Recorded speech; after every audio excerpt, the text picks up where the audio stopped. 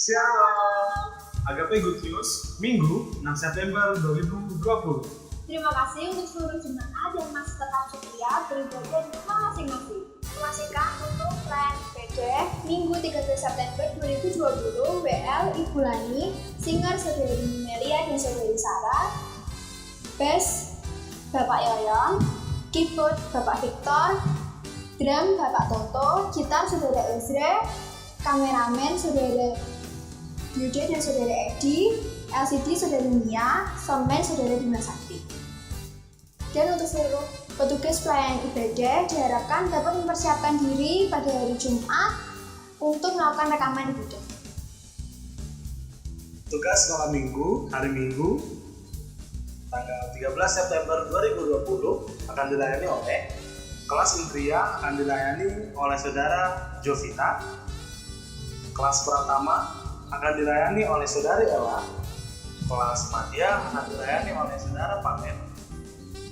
Kelas Tunas Muda akan dilayani oleh Bu Ruth dan Bu Eri, serta mengajak untuk Bapak Ibu Saudara dapat mengajak anak-anaknya untuk sekolah minggu bersama setelah ibadah online pukul 6.30. Kiranya Tuhan Pastikan untuk petugas ibadah jam doa pada hari Rabu 9 September 2020, MC Ibu Feni, musik Saudara Beliau dan Saudara Bunda. Firman Tuhan akan dilayani oleh Bapak Rian Barista. Dan terima kasih untuk seluruh jemaat yang masih tetap setia untuk mengikuti jam doa setiap minggunya. Mengajak untuk setiap kaum remaja dan pemuda Gereja Baptis Indonesia Salatiga untuk bersama-sama bersekutu di dalam persekutuan pada hari Sabtu secara online jam 5 sore. Kiranya setiap teman-teman dapat mengikuti dan dapat diberkati. Tuhan Yesus berkati. Gereja Baptis Indonesia Salatiga mengucapkan selamat ulang tahun kepada Bapak Aris 8 September, Bapak Anton Yosuki 11 September. Kiranya Tuhan selalu senantiasa menyertai. Dan diberkati. Untuk setiap jemaat untuk mematuhi setiap protokol kesehatan, menggunakan masker setiap kali bepergian, mencuci tangan dengan sabun, dan tidak lupa menggunakan hand sanitizer, serta tetap menjaga jarak dengan orang lain. Kiranya setiap jemaat dapat terus mematuhi protokol yang dianjurkan oleh pemerintah. Terima kasih untuk seluruh jemaat dalam mendukung baik berdoa maupun pelayanan gereja. Masuk like dan subscribe channel Gereja Salatiga Baptis. Tuhan Yesus memberkati. Selamat pagi Bapak, Ibu, Saudara sekalian yang terkasih di dalam Tuhan Yesus Kristus. Berdasarkan hasil rapat perancang yang diadakan pada tanggal 30 Agustus 2020, maka diputuskan ibadah offline atau ibadah kembali di gereja akan dimulai tanggal 13 September 2020 dengan 2 kali ibadah pada pukul 7 sampai dengan 8 pagi dan pukul 9 sampai dengan 10 pagi. Serta panitia ibadah tetap menyediakan ibadah online pada pukul 8 pagi. Berdasarkan peraturan dari pemerintah, jemaat yang diperbolehkan mengikuti ibadah offline adalah usia di atas 12 tahun dan di bawah 65 tahun. Jadi usia 1 sampai 11 tahun mohon untuk tidak mengikuti ibadah offline. Demikian juga untuk Bapak Ibu Saudara yang di atas usia 65 tahun juga mohon hanya mengikuti ibadah online di rumah. Setiap jemaat akan mendapat nomor dengan urut atau nomor urut untuk dapat mengikuti ibadah di gereja.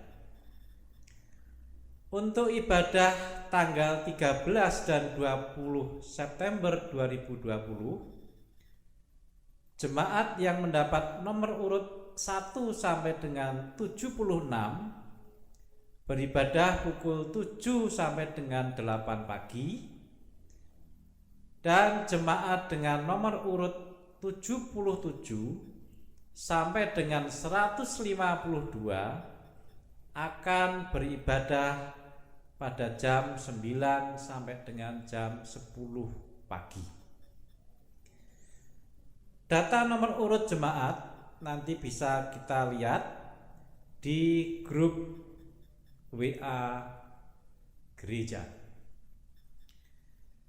Sehingga apa yang menjadikan satu harapan bagi kita adalah semua jemaat yang hadir diwajibkan mengikuti protokol kesehatan dari pemerintah, seperti mencuci tangan sebelum masuk ruang ibadah, cek suhu tubuh, menggunakan masker atau face shield selama ibadah, tidak bersalaman, menjaga jarak selama duduk, dan diharapkan langsung pulang setelah ibadah selesai.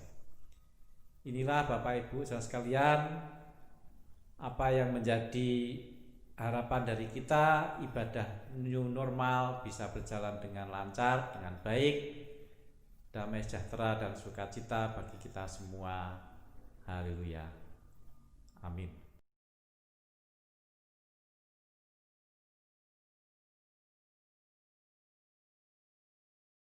Shalom, selamat pagi Bapak Ibu Saudara yang dikasihi oleh Tuhan Yesus Kristus. Apa kabar pada hari ini? Kiranya kasih karunia Tuhan Yesus Kristus selalu menyertai kita semua. Dan mengucap syukur karena pada pagi hari ini kita boleh bersama-sama dengan keluarga kita masing-masing di rumah untuk bersama-sama beribadah, merayakan hari kemenangan kita. Mari kita akan bersama-sama masuk dalam ibadah online kita pada pagi hari ini. Kita akan persembahkan hati dan pikiran kita untuk hormat dan kemuliaan nama Tuhan kita. Karena begitu besar kasih setia Tuhan dalam kehidupan kita dan nyata di sepanjang hidup kita. Kita akan tinggikan, muliakan Tuhan kita dengan pujian dan penyembahan kita. Sungguh besar setiamu Tuhan, nyata di sepanjang hidupku.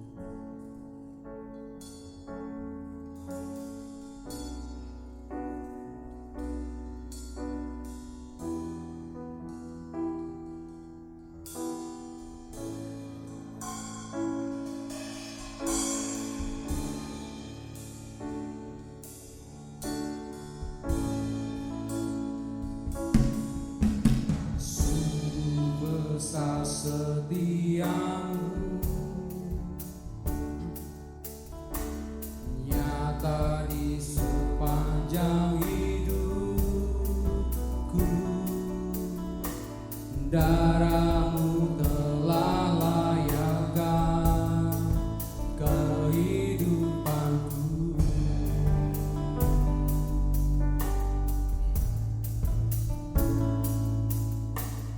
Tiada kata yang bisa tuliskan indahnya Kau Tuhan. Bagimu segala pujian dan kemuliaan.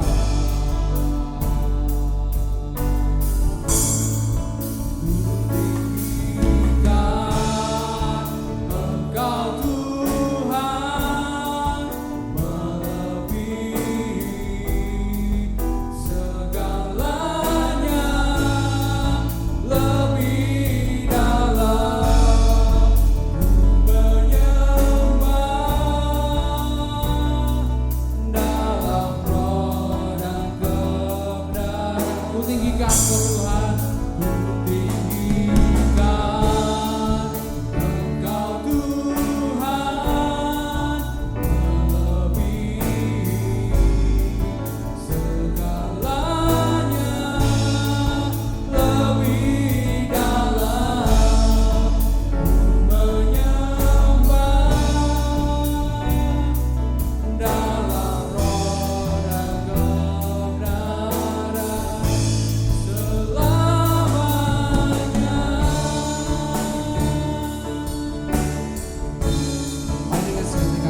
besar setiamu Tuhan, besar setiamu, nyata di sepanjang hidup. Darahmu telah layakkan kehidupanku, tiada kata yang bisa, tiada kata yang bisa melukiskan indahnya Kau Tuhan. Bagimu segala pujian dan kemuliaan. Kita sekali katakan, ku tinggikan Kau Tuhan, tinggikan Engkau Tuhan, melebihi segalanya, lebih dalam menyembah dalam roh dan kebenaran. Ku tinggikan Engkau Tuhan, melebihi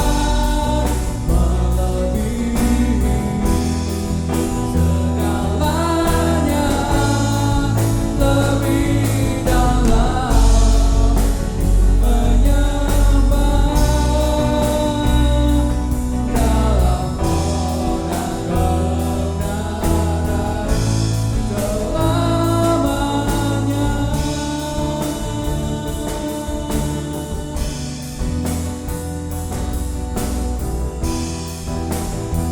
Kita tinggikan Tuhan kita,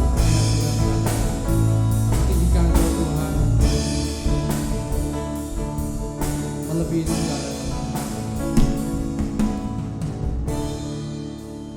Tinggikan Engkau Tuhan, melebihi segalanya, lebih dalam ku menyembah dalam roh dan kebenaran.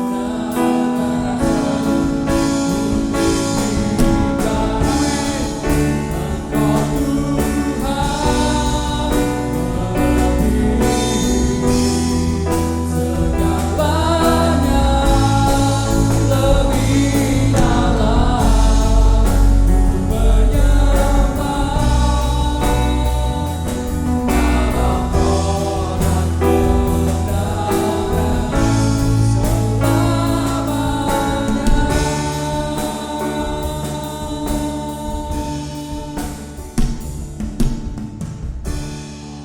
Mari kita akan datang kepada Tuhan dalam doa ucapan syukur kita.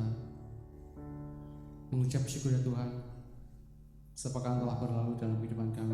Mengucap syukur Tuhan, karena pada pagi hari ini kami bersama keluarga kami masing-masing di rumah boleh datang kepadamu, memuji dan memuliakan nama-Mu ya Tuhan. Karena Engkau sangat baik Tuhan bagi kami, karena Engkau menyertai dan memberkati kehidupan kami, karena Engkau adalah Tuhan dan Allah kami. Berkati kami Tuhan pada ibadah pada pagi hari ini. Biarlah firman-Mu dan puji-pujian kami naikkan akan menguatkan kami melalui masa-masa dalam kehidupan kami, musim dalam kehidupan kami ini Tuhan Yesus Kristus. Beracaralah pada pagi hari ini. Terima kasih Tuhan Yesus Kristus. Dalam nama Tuhan Yesus Kristus kami berdoa dan ucap syukur. Haleluya. Amin. Sungguh besar kasih setia Tuhan. Dialah Allah kita yang tidak pernah meninggalkan kita sekalipun. Dan mari kita saat ini akan bersama-sama memuji dan memuliakan nama Tuhan kita dengan satu pujian. Haleluya, ku memuji nama-Mu Tuhan.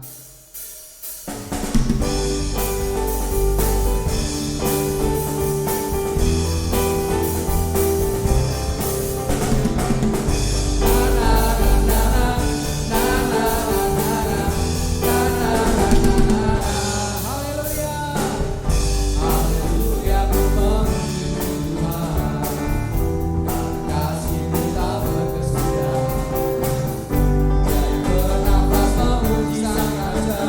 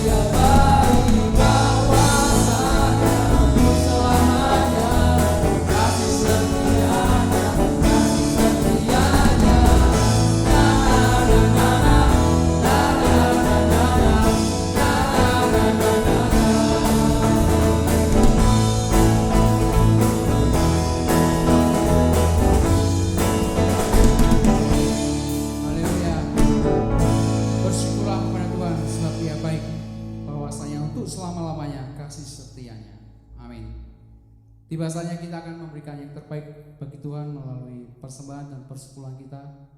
Dan saya persilakan Bapak Ibu Saudara di rumah untuk mempersiapkan yang terbaik persembahan dan perpuluhan. Dan kita akan menyerahkan persembahan persepuluhan ini kepada Tuhan melalui doa. Saya mohon Saudara Tian akan memimpin dalam doa persembahan.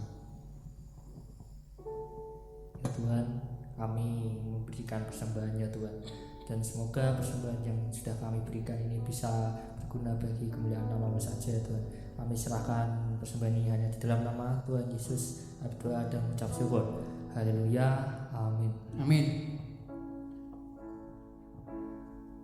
Firman Tuhan pada pagi hari ini akan disampaikan oleh hamba-Nya, dan mempersiapkan hati kita lebih lagi mendengarkan firman Tuhan. Mari kita akan menaikkan satu pujian. Engkau ada bersamaku di setiap musim hidup kami ya Tuhan. Bersamamu Bapa, ku lewati semua.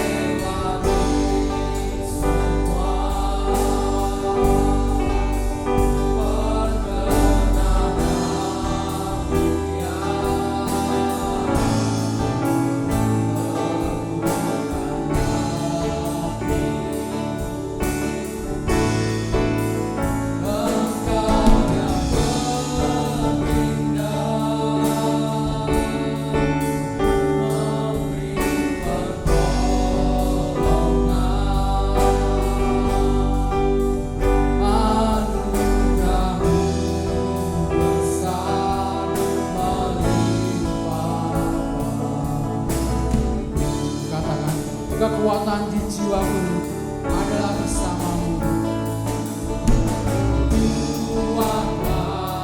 Kekuatan di jiwaku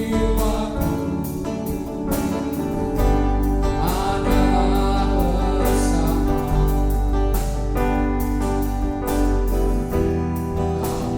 Tak pernah ku ragukan kasih-Mu. Bersamamu Bapa, kami melewati semua.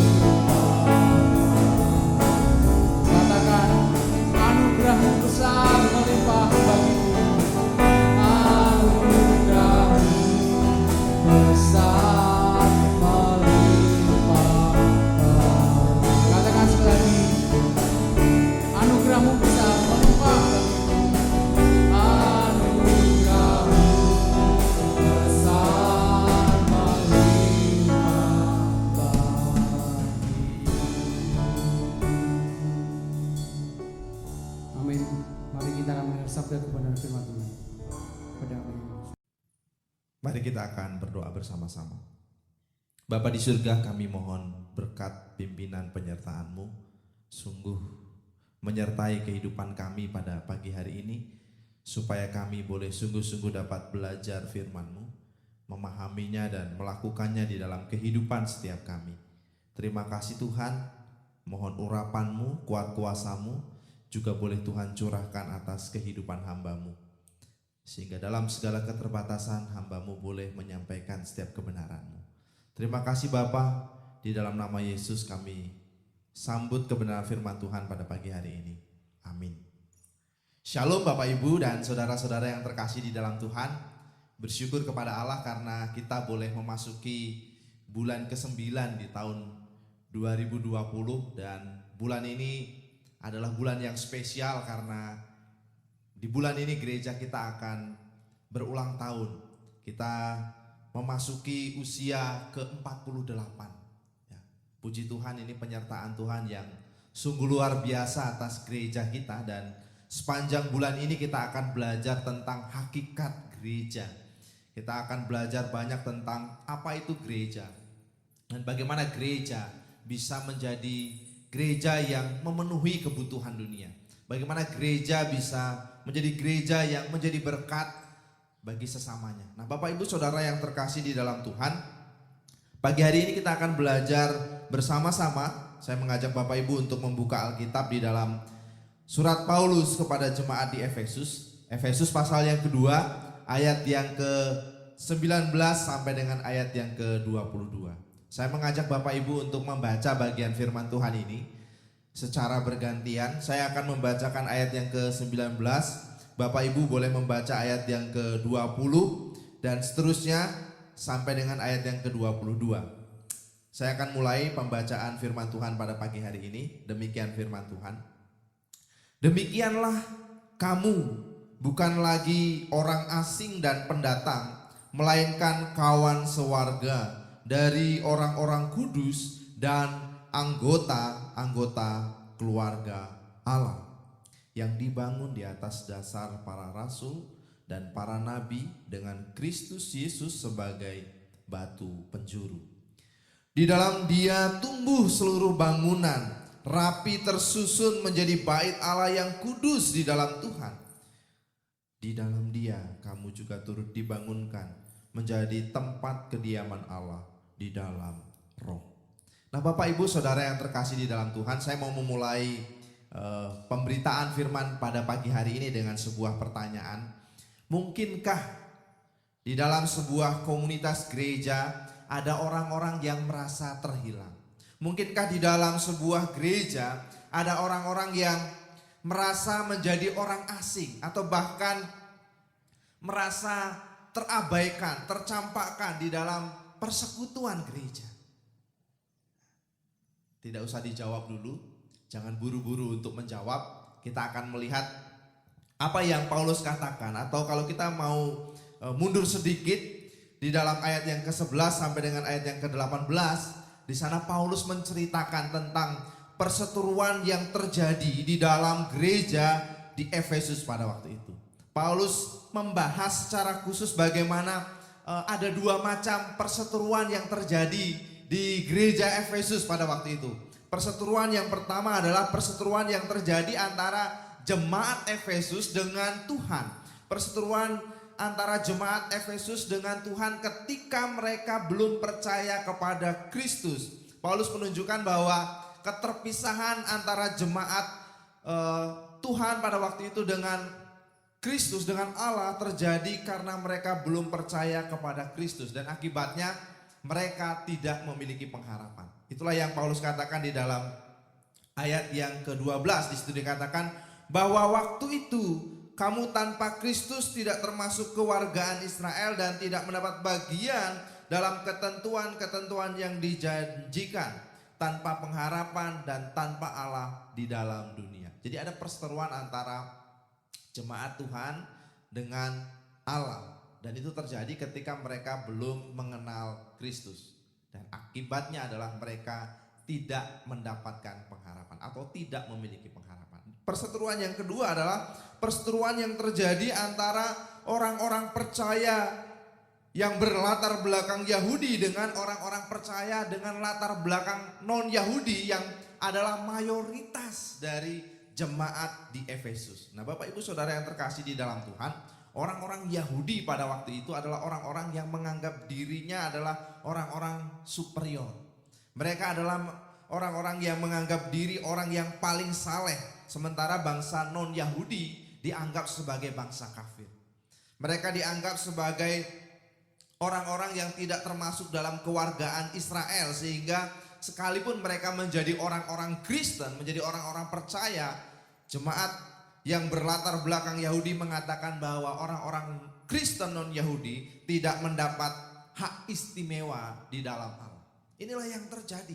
Bahkan kalau kita melihat di dalam Kisah Para Rasul, ketika Rasul Petrus melayani keluarga Kornelius dan membawa satu keluarga percaya kepada Kristus, orang-orang Yahudi tidak melakukan doa ucapan syukur. Tetapi justru ketika Petrus kembali ke Yerusalem, Petrus disidang di Yerusalem. Karena Petrus melayani orang-orang yang dianggap najis oleh orang-orang Yahudi pada waktu itu. Nah, saudara-saudara yang terkasih di dalam Tuhan, kalau kita melihat perseteruan yang terjadi di gereja Efesus antara orang-orang yang berlatar belakang Yahudi dengan orang-orang non-Yahudi, maka bukan tidak mungkin kita akan bisa melihat bahwa ada orang-orang yang merasa asing di dalam sebuah gereja. Kita bisa melihat ada orang-orang yang merasa menjadi orang asing di dalam gereja.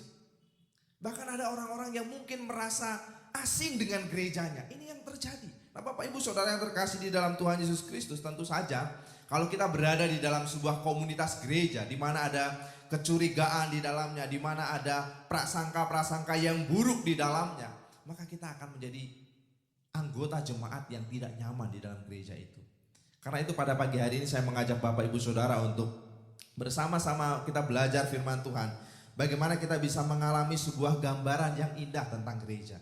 Bagaimana saudara dan saya bisa menjadi gereja yang sejati. Itulah tema yang akan kita pelajari pada pagi hari ini. Menjadi gereja yang sejati. Nah, saudara-saudara yang terkasih di dalam Tuhan Yesus Kristus, menjadi gereja yang sejati bukan berbicara tentang tempatnya, bukan berbicara tentang bangunannya, bukan berbicara tentang bagaimana acaranya, bagaimana liturginya, bagaimana program-programnya dikerjakan.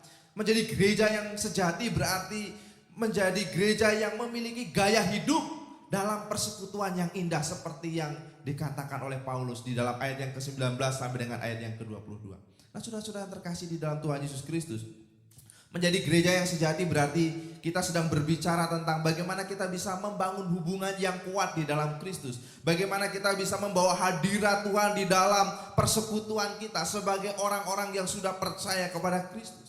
Bagaimana kita bisa menjadi orang-orang yang tidak merasa asing dengan gereja atau menjadi orang-orang yang tidak menjadi orang asing di dalam sebuah gereja. Nah, Bapak Ibu Saudara yang terkasih di dalam Tuhan, mari kita akan melihat bagian yang pertama yang dikatakan oleh Rasul Paulus, bagaimana kita bisa menghasilkan sebuah persekutuan yang indah di dalam gereja. Di dalam ayat yang ke-19, mari kita akan membaca bagian firman Tuhan ini.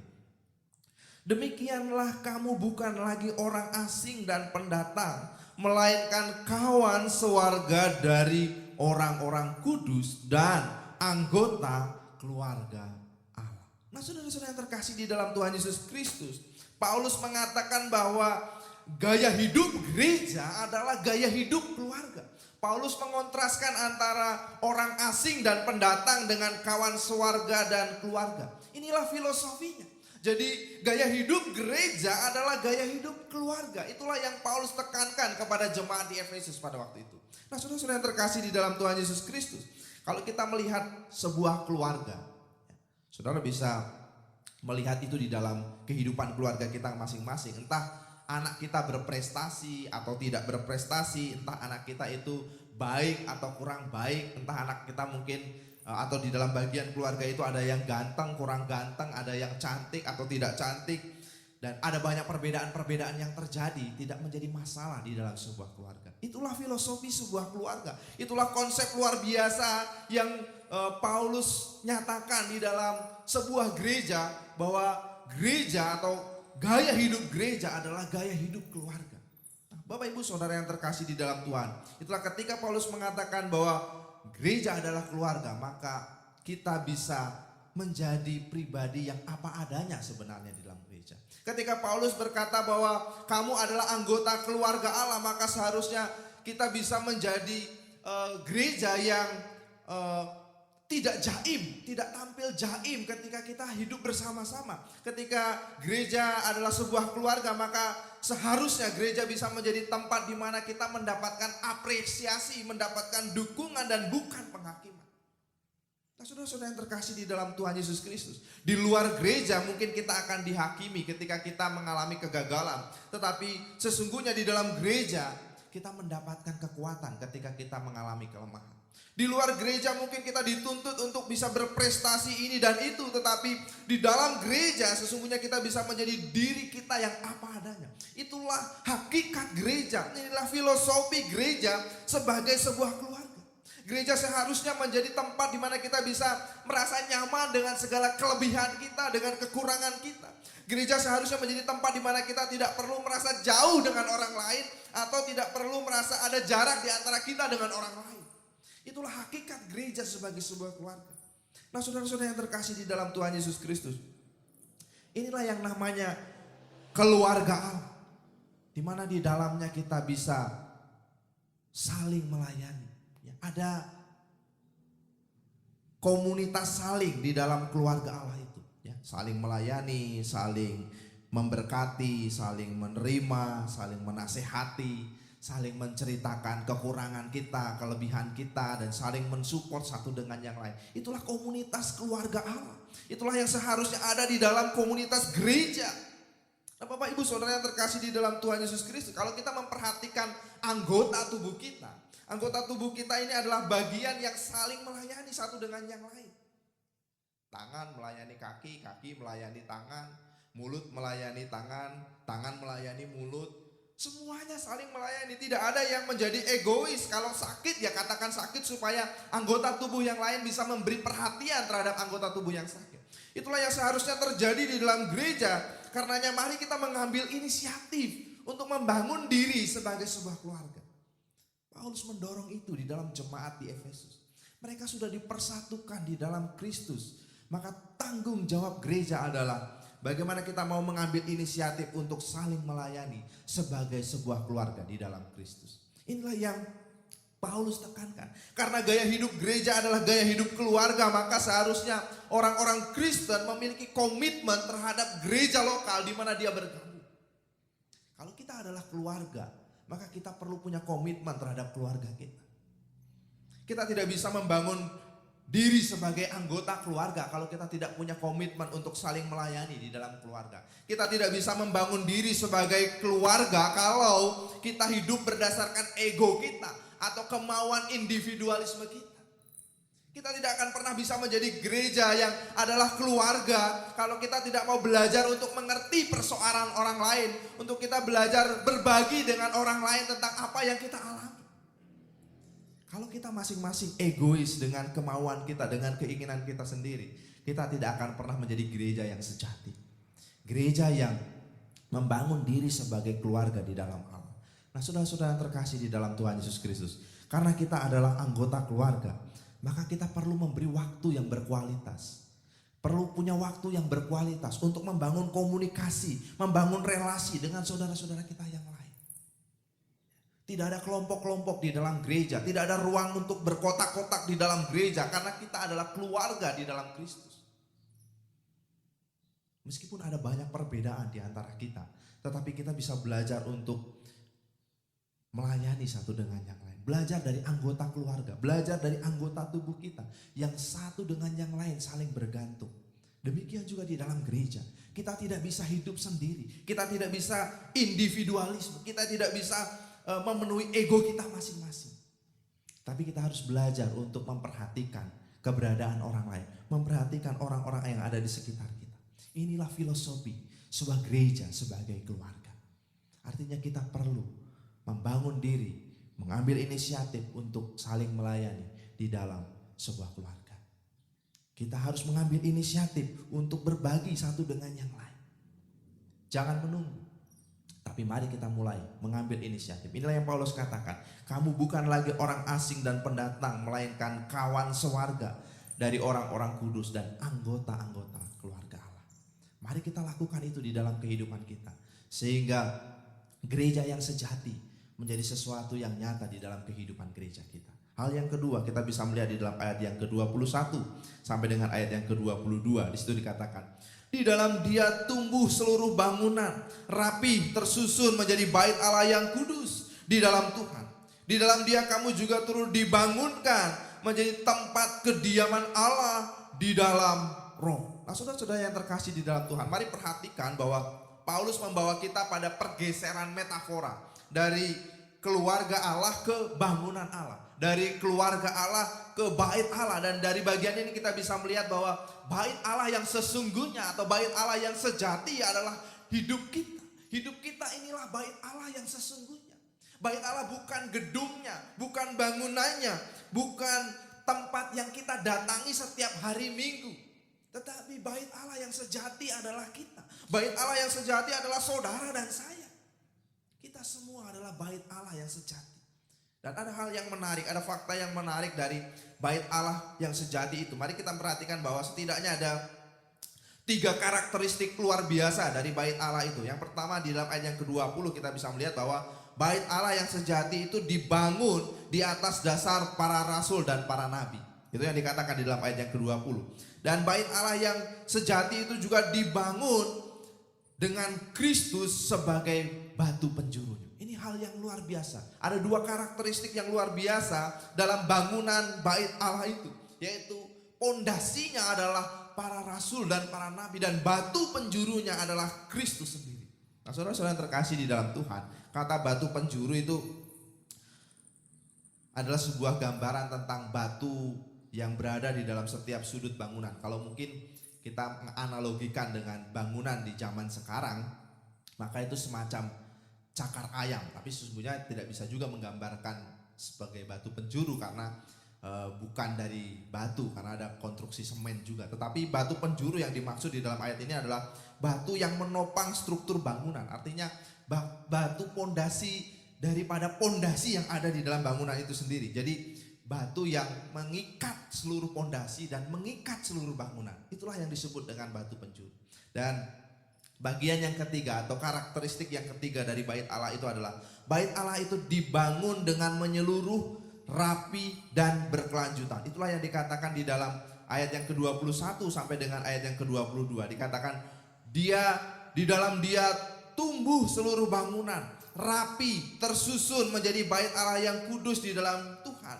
Di dalam Dia kamu turut dibangunkan menjadi tempat kediaman Allah. Inilah karakteristik kita sebagai bait Allah. Kita terus menerus dibangun, dan bangunan itu dibangun secara menyeluruh, tidak separuh-separuh, tidak sebagian.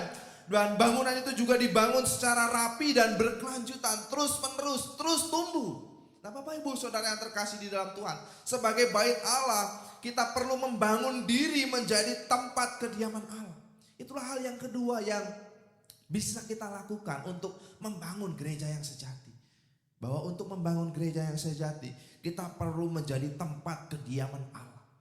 Bagaimana saudara dan saya bisa menjadi tempat kediaman Allah yang dibangun terus menerus, yang dibangun secara menyeluruh, yang dibangun dengan rapi. Saudara-saudara yang terkasih di dalam Tuhan, kadang-kadang kita merasa bahwa keragaman seringkali menyulitkan untuk gereja bisa hidup dalam kesatuan. Kadang-kadang kita merasa bahwa keragaman di antara kita sebagai anggota gereja justru menghasilkan kerumitan dan kekacauan. Tetapi mari kita melihat bahwa tidak demikian dengan halnya gereja sebagai rumah Allah. Gereja sebagai tempat kediaman Allah adalah gereja yang masing-masing bagiannya terus dibangun.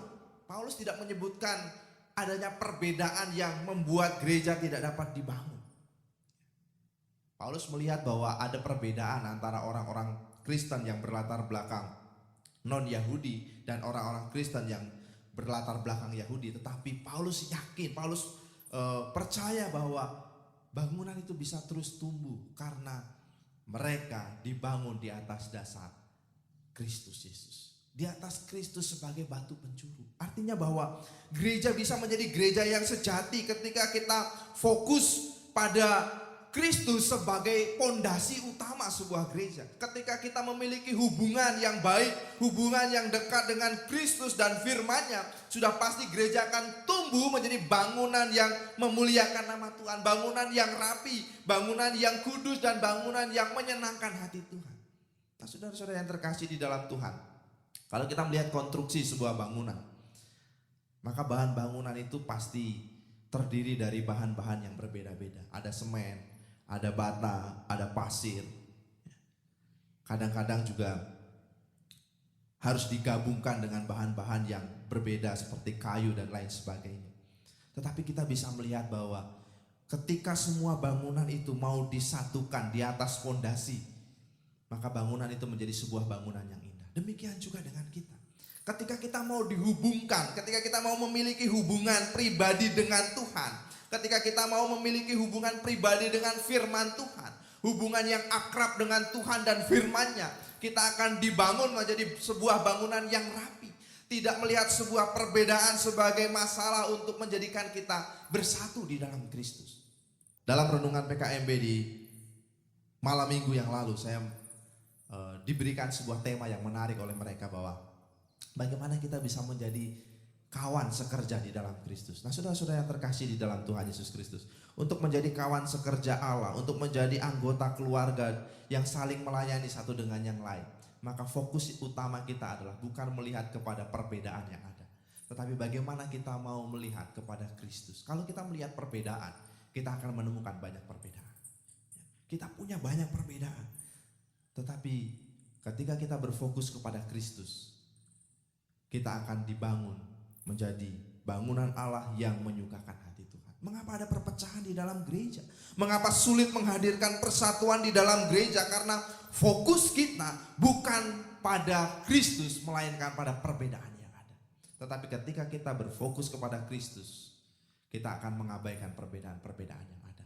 Itulah yang Paulus nasihatkan kepada kita pada hari ini. Bahwa gereja yang sejati terjadi ketika kita mau berpusat kepada Kristus. Nah, Bapak Ibu Saudara yang terkasih di dalam Tuhan, kiranya dua hal ini mendorong kita untuk kita bisa membangun diri sebagai gereja yang sejati, di mana kita bukan menjadi atau bukan merasa menjadi orang yang asing dengan gereja, atau bukan menjadi merasa sebagai orang yang asing di dalam gereja, tetapi kita bisa membangun sebuah persekutuan yang kuat di dalam gereja. Dan mari kita membangun sebuah persekutuan yang kuat dengan membangun diri sebagai keluarga dan membangun hubungan yang kuat dengan Kristus sebagai pondasi kita di dalam membangun sebuah gereja. Amin. Mari kita akan berdoa bersama-sama. Mari kita akan merenungkan kebenaran firman Tuhan ini.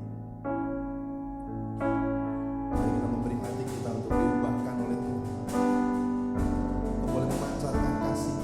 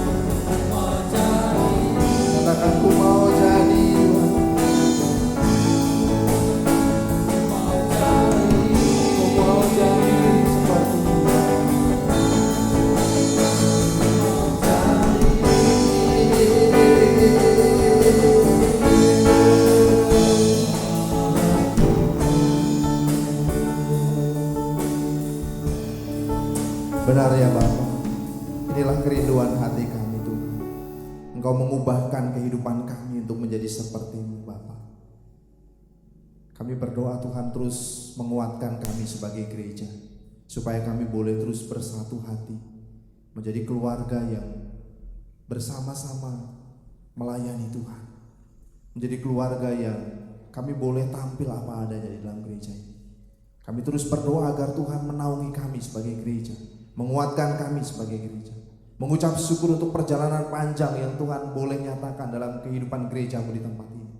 Dan biarlah Engkau terus senantiasa memberkati kami Tuhan. Kami juga terus berdoa bagi situasi yang terjadi di sekitar kami.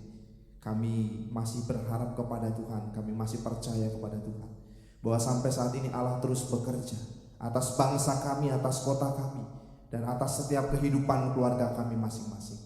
Kami yakin dan percaya Kau boleh memberkati kehidupan kami semua ya Tuhan. Terima kasih Bapa, terima kasih. Nyatakanlah berkat-Mu atas bangsa kami ini ya Tuhan. Nyatakanlah berkat-Mu atas kota Salatiga. Nyatakanlah berkat-Mu atas keluarga demi keluarga jemaat Tuhan di Gereja Baptis Indonesia Salatiga. Biarlah kami semua boleh dipenuhi dengan damai sejahtera dan sukacita dari Allah. Kami boleh menjalani hari-hari kami dengan penuh semangat untuk senantiasa boleh memuliakan nama Tuhan. Terima kasih Bapa, terima kasih. Saudara-saudara yang terkasih di dalam Tuhan Yesus Kristus, pulanglah dengan berkat damai sejahtera yang daripada Allah, mulai hari ini sampai selama-lamanya. Hanya di dalam nama Tuhan kami Yesus Kristus kami berdoa dan mengucap syukur. Haleluya.